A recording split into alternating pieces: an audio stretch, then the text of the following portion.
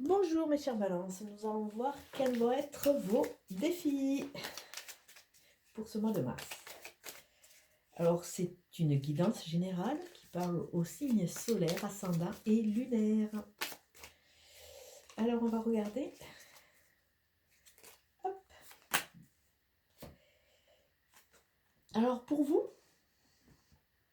il y a une notion d'acceptation de son parcours, d'acceptation de ses vies antérieures, d'acceptation de ses écueils, de ses échecs, de ses expériences, de façon à rentrer dans une ouverture et une renaissance. Ça va être vraiment votre grand défi de ce mois de mars. Accepter tout ce que vous avez créé, tout ce que vous avez vécu et en rentrant dans cette acceptation, vous allez rentrer dans une libération, vous allez prendre de la hauteur. Donc votre petit mantra, vous, c'est « Je suis dans l'ouverture et l'acceptation, je renais ». Alors on va regarder avec renaissance, ça veut dire qu'il y a de nouvelles opportunités, vous allez vous positionner différemment et, et vous ouvrez le champ des possibles. C'est comme si petit à petit vous alliez tomber un peu les masques et vous allez accepter de reprendre un peu votre souveraineté. Alors on va regarder ce que les oracles ont à nous dire pour les balances. Alors au niveau de la coupe, nous avons de nouveau l'intelligence. Alors il y a vraiment, c'est vraiment cette notion, je pense que ça, qui va nous accompagner un peu tout ce mois de mars, avec cette nouvelle lune qui est une transition, hein, c'est un changement de cycle, hein, c'est une fin de cycle. C'est l'opportunité de conscientiser et de partir sur quelque chose de différent. Donc n'oubliez pas de faire vos demandes pour cette nouvelle lune. Moi j'ai acheté ma neuvaine, hein.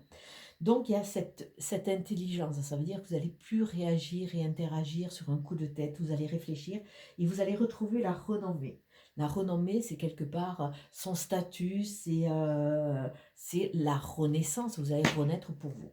Alors côté positif, on voit quoi? Qu'il y a une notion de discussion, vous avez envie de vous affirmer, hein, c'est une carte martienne et on voit par rapport à ce conciliabule qu'il y a un oiseau qui arrive à toute vitesse parce qu'il veut aussi prendre sa parole, il veut se positionner.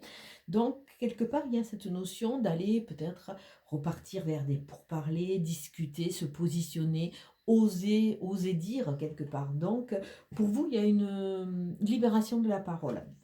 Alors, côté extérieur, il y a la sagesse. Alors, bon, ça veut dire que vous allez avoir des signes, vous allez avoir des synchronicités, vous allez avoir des messages qui vont être forts ou par le monde divin ou alors par le monde réel.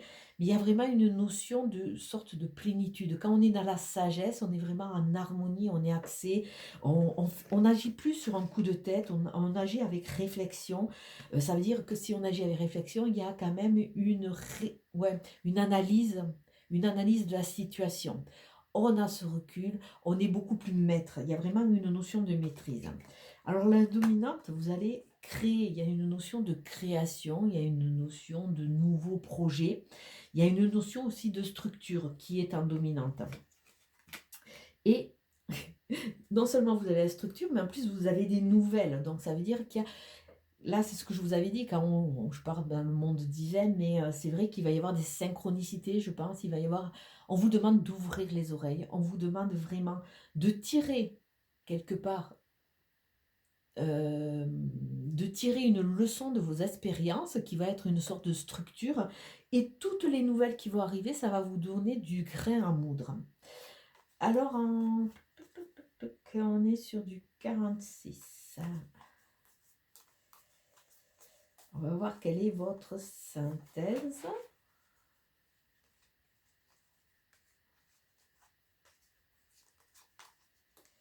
Bon, j'ai quand même dans tous les sens. Ça ira mieux après. Ça va un peu plus droite. Attendez, n'oubliez pas le 46. Non.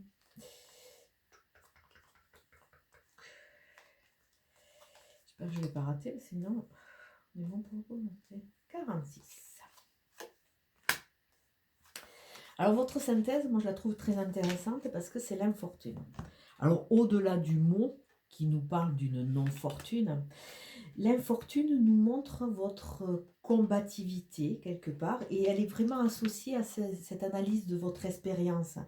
c'est l'enrichissement. On voit cette petite mamie qui avance comme ça, elle avance avec son bâton, mais elle est toujours debout, elle est déterminée. Malgré les aléas de la vie, elle a continué à avancer. Et quelque part, c'est ce dont vous parle mes tables. C'est-à-dire essayer de faire de votre parcours quelque chose que vous allez transcender, quelque chose qui va être votre force. C'est sûr que par rapport à son verre, on peut le voir à moitié plein ou à moitié vide, mais avec la notion d'infortune, on le voit à moitié plein, c'est-à-dire qu'on s'est enrichi de son parcours, on est toujours debout. N'oubliez pas, et ça je vous le dis régulièrement à mes patients, de vous féliciter, de vous faire des cadeaux. C'est le moment d'être fier de ce que vous avez accompli, ce que vous avez parcouru, d'être fier aussi de vos erreurs parce que ce sont des leçons et elles vous auront appris quelque chose. Donc, soyez fiers, avancez, d'autant plus qu'on voit que en prenant comme repère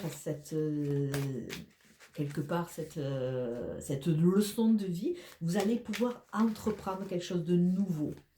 Donc, il y a de jolies transformations. Alors, on va regarder après ce qui risque de se passer pour vous après.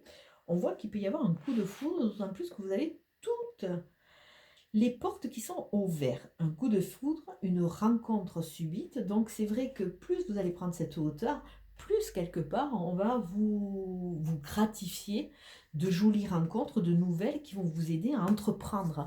Parce que quelque part vous avez lâché prise sur ce passé. Il est comme il est, vous l'avez accepté, vous en avez fait votre force et vous avancez. D'autant plus que regardez, vous rentrez dans la guérison, le calme et la paix. Peut-être une âme sœur. Peut-être une âme sœur.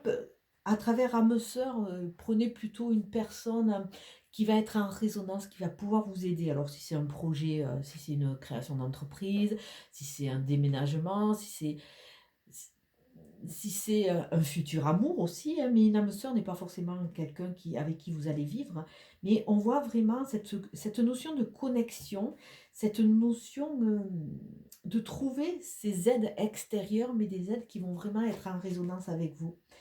Et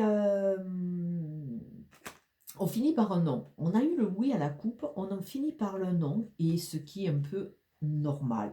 Parce que si on regarde, le jeu était relativement idyllique, mais vous savez très bien que pour construire une maison, c'est pierre après pierre.